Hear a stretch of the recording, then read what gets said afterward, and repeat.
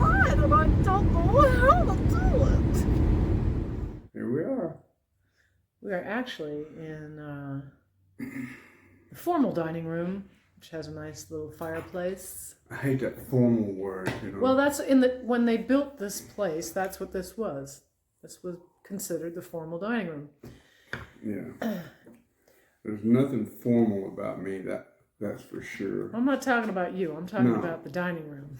Even when there was something formal about me, I was informal. Yes, I know. First one there, last one to leave. Are you happy with yourself now? I am. Yeah.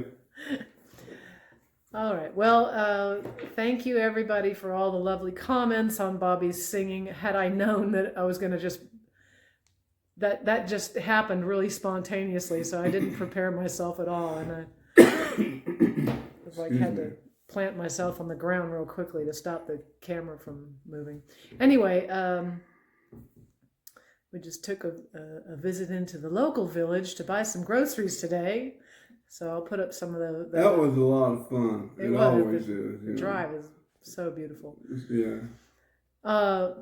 Somebody wanted to know about Delaney. Hang on a second. We'll try it again. She says. Somebody had asked about Delaney, because we often talk about him, or at least sometimes we talk about him. And they were saying that he had the great vocal abilities and all this, and wondered if you had gotten any of that from him. No, was the answer to that one. Exactly. It's all the opposite, because what Delaney did was he took a little something from everybody and put himself together. That's what he did. Yeah, that's exactly what he did. When Eric was talking about, him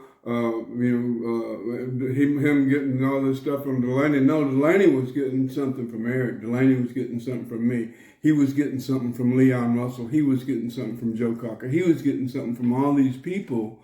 He told me one time, he said, I want you to steal from me. He said, this will be the best thing for you. You steal from me because I'm going to steal from you. And that's what he said. This is the guy who I looked up to and revered. Well, he had nothing that I wanted, because it sounded like bits and pieces of everybody and every, different musics and everything put together to make his persona. Absolutely. He got a little bit of Robert Johnson. He got a little bit of Robert Johnson, Albert King, a little bit of Ray Charles. You got that right. I know, because I was there each when and every we went to see Ray Charles with Bonnie, Alan Pariser, Bonnie, Delaney, and me, and we're sitting out in the audience, 15 rows back in the center of the building. Ray Charles is singing, and Delaney starts singing along with Ray Charles. Oh, it was like Brother Ray just had to stop, because he was singing back to him, Like, man, that ain't on, Yeah, we left early. Alan was sliding down in the seat. God.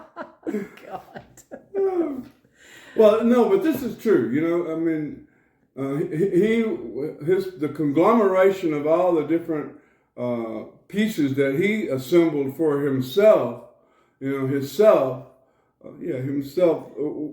turned out to be great. I was going to say, it was really amazing. Great. And he had all this abilities, vocal abilities. He could go up here, he could go there, he could get tender, everything was worked out.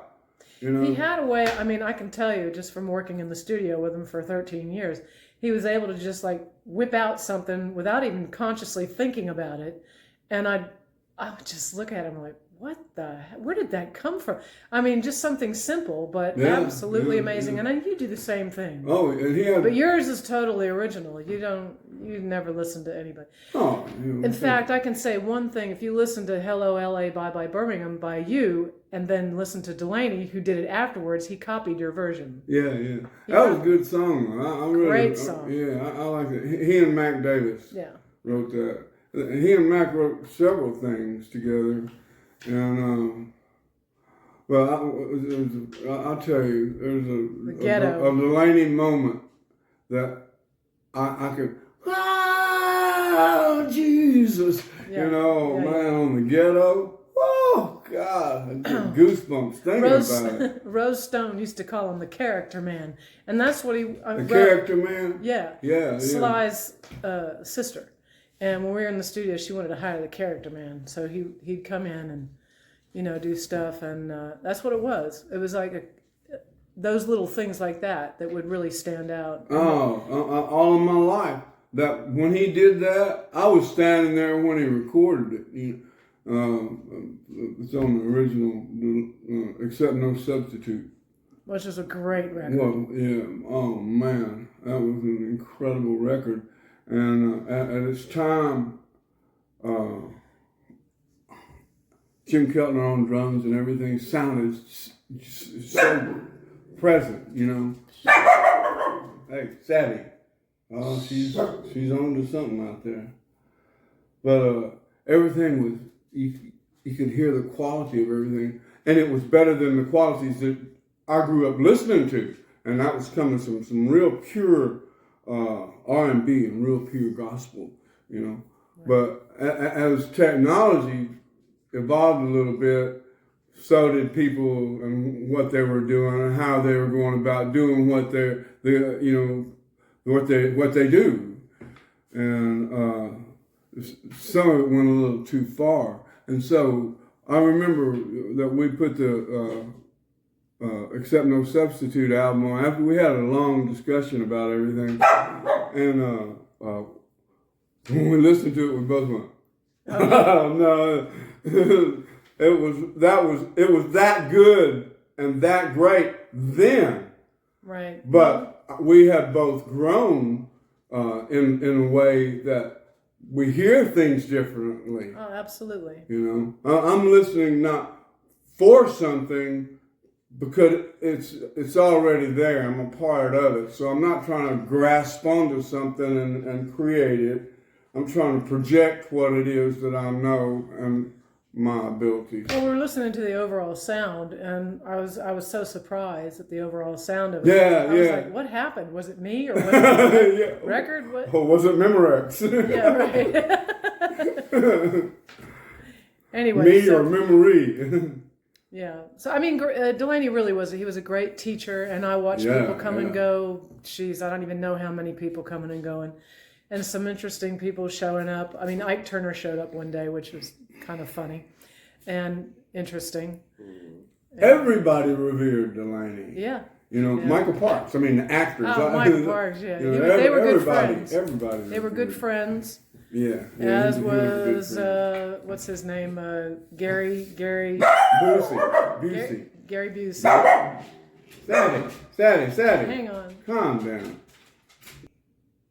Well, she has that little dog syndrome. She gets everything going, and then Turk joins in, and then leaves. And then she runs and jumps in his bed. Yeah. Oh, yeah. This is good. I'm glad we had this little talk about Delaney. You know, I still love him. You know, he was just this. Wasn't no way that anybody did not just love him to death. You know, there's that part of him, that special part, and then the rest of it, you know, it's like, oh man. It was either love or hate. Yeah. So, That's all right. It was a love-hate thing. Take the best and leave the rest. You know, that's it.